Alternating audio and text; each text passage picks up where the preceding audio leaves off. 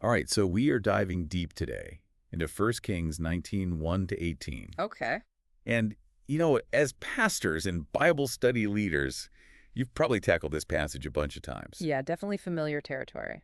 But, we're really going after those fresh insights today. Absolutely. The kind that'll help you craft engaging sermons and discussions. Yeah. We've got sermons and commentaries here from different churches. Oh, wow. And let me tell you, some of these approaches are really out there. I'm intrigued already. Yeah, like the Shepherd's Church in Cary, North Carolina. Okay. They kind of flipped the script on how we usually see Elijah. Oh, how so? Instead of presenting him as this, superhero of faith, Right. they used him more like a mirror Interesting. to reflect our own struggles. Makes sense.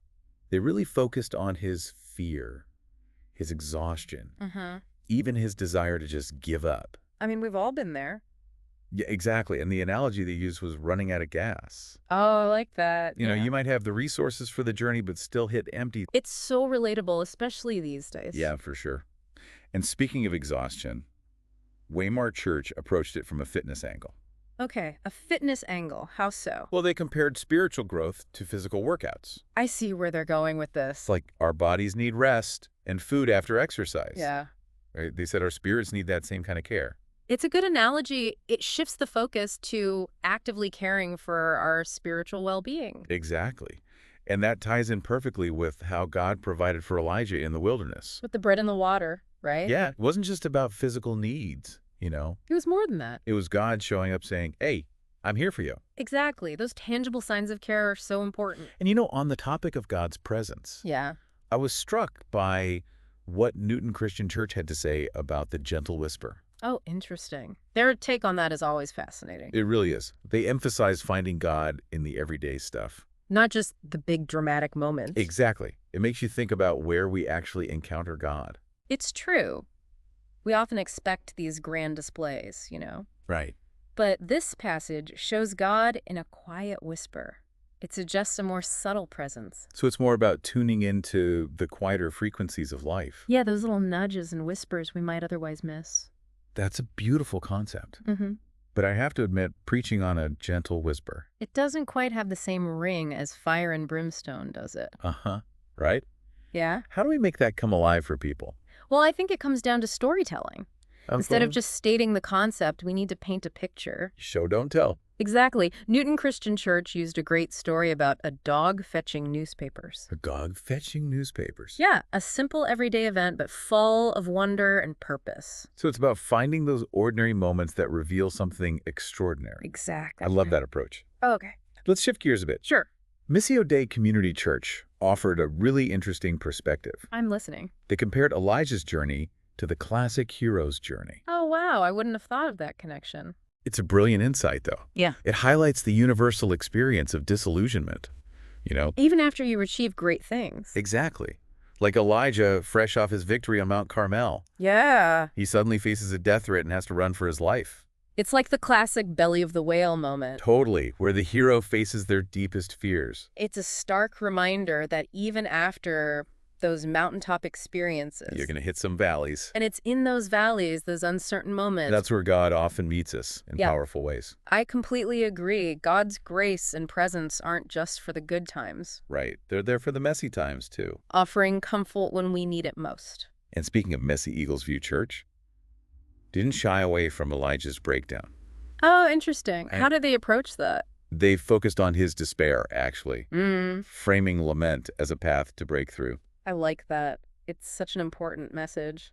Especially today when we're often told to just bottle up our emotions. Exactly. They even made a connection to that documentary, The Weight of Gold. The one about Olympic athletes and mental health. Yeah.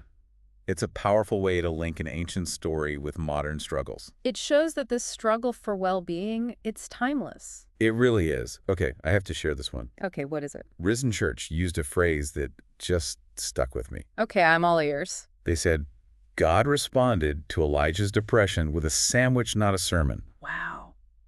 That is powerful. Right? Sometimes we need care more than a lecture. It's a great reminder of God's compassion. And it makes you think about how we approach ministry. Yeah. Are we offering sandwiches or sermons? Are we meeting people where they are with both guidance and support? It's about seeing the whole person. Exactly, their physical, emotional, and spiritual needs. We often separate those things. But this passage shows how intertwined they really are. It's a good point. It makes me think about Jesus feeding the 5,000. Right. We focus on the miracle, but miss the care behind it. Just feeding people who are hungry. A basic human need. It is. And it connects to that idea of God's presence in the ordinary. Exactly. We see it in the fire on Mount Carmel. And we see it in a simple meal. It's a good reminder that God shows up in all sorts of ways. Absolutely. It really is. You know, we touched on the gentle whisper earlier, We did. but we haven't really dug into how to preach on something so subtle.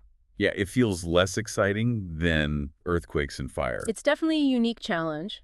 But think about it this way. Okay. How do we experience those quiet moments of connection? I'm not sure where you're going with this. It's about the senses. We can use that in preaching. See. Think about evocative imagery, music, even silence in the service. So it's about creating space for reflection. Exactly, not just bombarding people with information. It's about helping them tune in and really listen. Precisely. And don't be afraid to get the congregation involved. Oh, so. Ask them directly, where do you sense God's whispers in your life? What are the subtle ways God is speaking to you? Yeah, those questions make it personal. Help people connect Elijah's experience with their own. Exactly. But remember, the whisper wasn't just about hearing. There was action involved. Right. Elijah covered his face and left the cave. So it was a call to action. A nudge to move forward. So it's about responding to what we hear. Not just passively listening. That's crucial for us in our congregations. It links back to the hero's journey. The one that Missio, the community church, talked about. Exactly. The hero doesn't just sit around and wait. Elijah got food guidance, and then he stepped out. Transformed. Ready for the next challenge. That's powerful. It reminds us that we all face those belly of the whale moments. Times when we feel lost, defeated. Maybe even tempted to run away like Elijah. But those moments can be transformative. They can lead us to a deeper understanding of ourselves and of God. It's not a one-time thing, though, is it? What do you mean? The hero's journey. It's a cycle. Oh, I see. We face challenges. We overcome them. We're transformed, and then new challenges pop up. So it's a continuous process of growth. Exactly. So even though Elisha's story is ancient, It's still so relevant today. we're all on our own journeys, Facing our own battles. seeking our own transformations. And that's the beauty of this passage. It reminds us that we're not alone in our struggles, God is with us every step of the way. guiding us, Yeah. providing for us. Shaping us into who we're meant to be. And sometimes it just takes a gentle whisper to remind us of that. But as we've seen, there are so many ways to share that truth. What's striking is how each church found unique ways to connect with people. They used humor, personal stories, pop culture references. It's really inspiring. It reminds us as preachers and teachers that we can get creative We can use whatever tools we have to engage people with the Bible. as long as we don't compromise the message. Speaking of journeys, it seems like we're nearing the end of ours today. We are. But before we wrap up, there's one more approach I want to mention. Oh, okay, I'm all ears. It's from Underwood Baptist Church. Okay. Their sermon title sums it up perfectly. Reviving Faith. Get up, look up, link up. I love that. It's a call to action. It is. It reminds us that faith is active. Bring it down for me. What do they mean by get up, look up, link up?